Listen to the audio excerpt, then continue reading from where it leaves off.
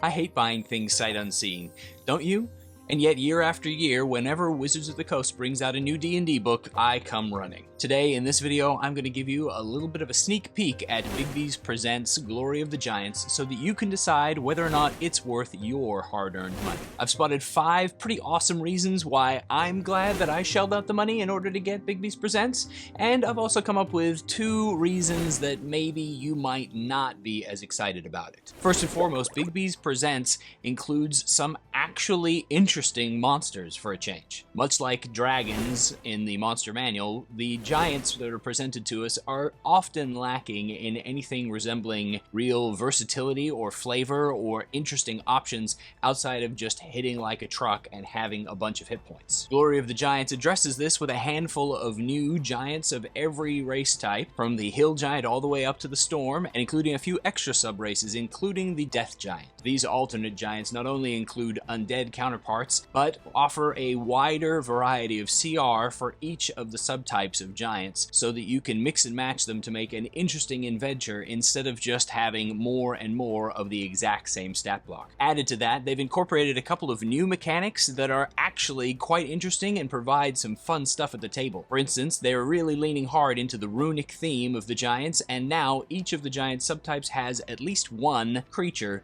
that has a giantish rune that it requires to have on its person in order to be able to use its coolest abilities. Foreseeing that this was actually an opportunity for a change, Wizards of the Coast made those objects, those runes, targetable by the players and gave them appropriate amount of hit points and a means for them to challenge the players in terms of how to destroy them, so that if they could destroy them, they would weaken their opponent and take away different abilities that they would otherwise have access to. This is a great ploy, very similar to what I suggested in our fixing of legendary resistances, in that it gives the players an alternate target in order to have a different means of assuring their victory. Removing power from the giants in the midway feels like a video gamey, awesome target the weapon system kind of moment, and should be loads of fun. Also, they've included these cradle options for some of the most powerful ones, kind of building on the mythic system that they had previously, to where you would fight the cradle that was looking after a scion of one of the major gods of giant kind, and then once you've defeated the cradle, the scion itself would come forth to battle you, making for a stage encounter fight that you could also throw additional creatures in while lair actions are blaring, and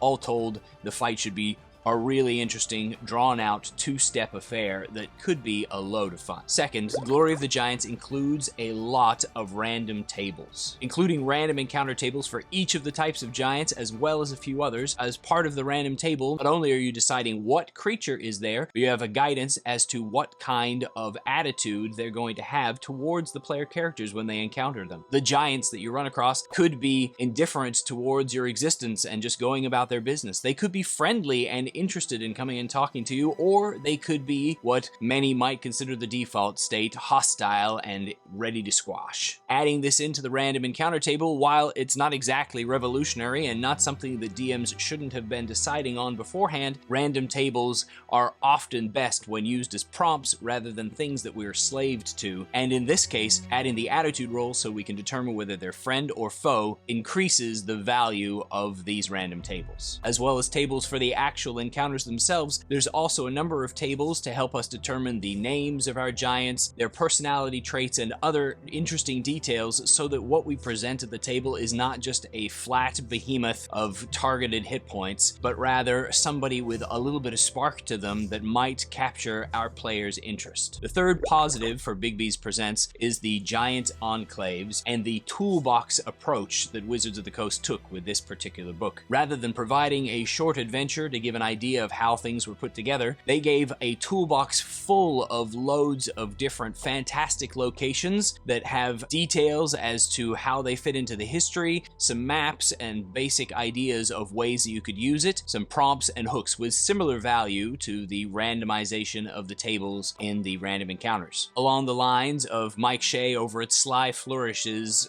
style of having fantastic locations to spark our creativity, these provide just enough of a frame framework that we can use them in a toolkit fashion to drop into our campaigns anywhere that we need them to, or anywhere that spark is alive in our minds from what we have found there. They provide just enough information to make it runnable from the book while giving us the opportunity to build it out from there into anything that our heart desires. The toolkit approach of these enclaves is going to be a great prep time saver for any homebrew DM or any DM that might be running a giant themed campaign and needs a side adventure here or there in order to build it out. The fourth item that made Bigby's worthwhile to pick up was a new set of magical items. While we're always interested in picking up new magic items, and there's plenty of places where we can get ideas for that, something that I hadn't seen before this book was the idea of magical items that also utilize your hit dice in order to power some of these abilities. This is a natural scaling option because your hit dice are going to continue to go up with your level, so at low levels the item is less powerful than it is at high levels, allowing the magic item to grow with you while also making it another part of the resource management game. I feel like this is a brilliant strategy to be able to allow really powerful magic items that are going to have an impact on any campaign where you're not able to just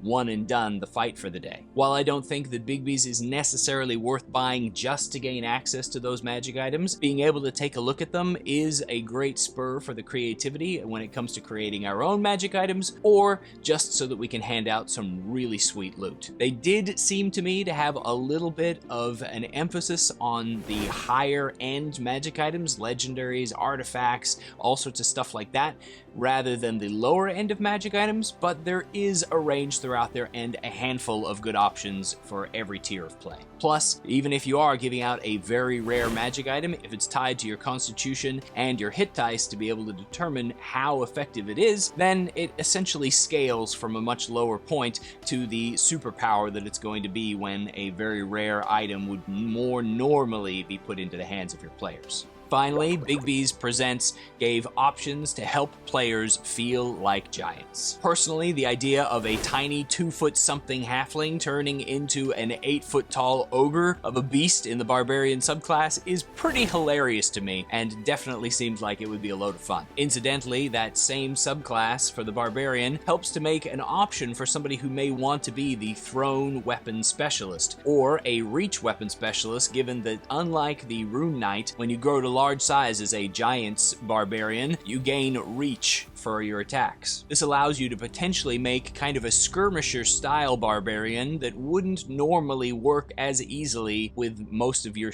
typical subclasses, except of course if you're building this awesome tank. Speaking of growing, if you want to improve at your game of Dungeons & Dragons, don't forget to like and subscribe and follow along. One of the amazing things that this subclass does allow is the fantasy of throwing people around. Not only your enemies, which potentially could allow you to toss them off cliffs up in the air and dropping back down for additional damage and knocking prone, but also tossing your allies around if they happen to be nearby. I have not been able to keep track of how many times my players have asked if they could yeet their friend across the battlefield, and now we finally have a subclass that actually has it built in. My only regret is that it's not a lower level ability, though I can understand for balance reasons why it needs to be as high as it is. There were also a number of feats in the player's options section, and while those feats don't, to me, seem to be particularly potent or amazing, I feel like they give a little bit of an insight into the direction that 1D&D is going. Obviously, they have absolutely doubled down on the idea of prerequisites for their feats, once again returning from 3rd edition and now into 5th, and also the idea that certain levels of feats give bonuses to your statistics while other levels of feats do not. Nevertheless, all of the feats included do have a fairly interesting flavor, and some of them are pretty useful. I was able to find 2 decent reasons not to buy this book, and honestly I feel like a 5-to-2 ratio is pretty decent, and both of these things revolve around the same thing: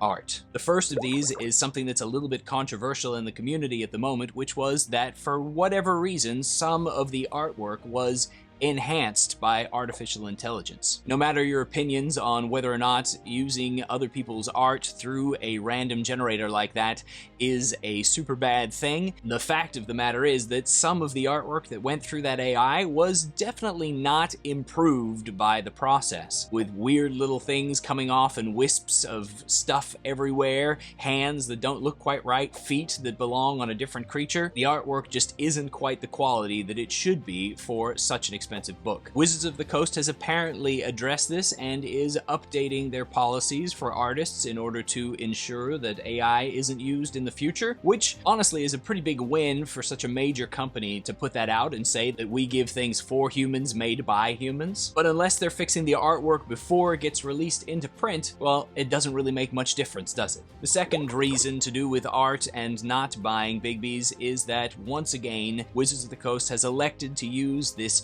janky line art, minimal color, minimal detail style of mapping. While I don't expect full-size poster maps for every encounter so that we can put things out there for our players, each and every one of these maps is going to end up being created 10 times better by a creator out in the community. I don't mind supporting creators out in the community, and I love the maps that come out of the creative process there. I can't understand why Wizards doesn't just employ one of those creators to provide such an amazing map instead of these rough sketch things that we keep getting given. We can't even give the excuse that they're trying to avoid using color because they print the darn things in blue with little color spots on them anyway in order to highlight just how lacking these maps are. As someone who runs most of his games in the virtual space, it would be such a big benefit to me if these books had detailed, pretty maps instead of these rough draft looking things that I need to find something more interesting to be able to show my players. A lot of us are pretty visual, and while we don't want to get trapped in the map, we want to have the flexibility of being able to see some of the area and utilize that to our advantage instead of all of these empty spaces. A picture is worth 1,000 words, but a line map is probably only worth 50. If there's another reason that you think it is good to buy this book or that it should be avoided, then please leave it in the comments for the rest of the community so that we can all help each other to buy the books that are going to serve us best. Ultimately, the final decision of whether or not Bigby Presents Glory of the Giants is worthwhile for you is entirely in your hands. Weigh the pros and the cons and decide for yourself. Thanks for watching and happy adventure.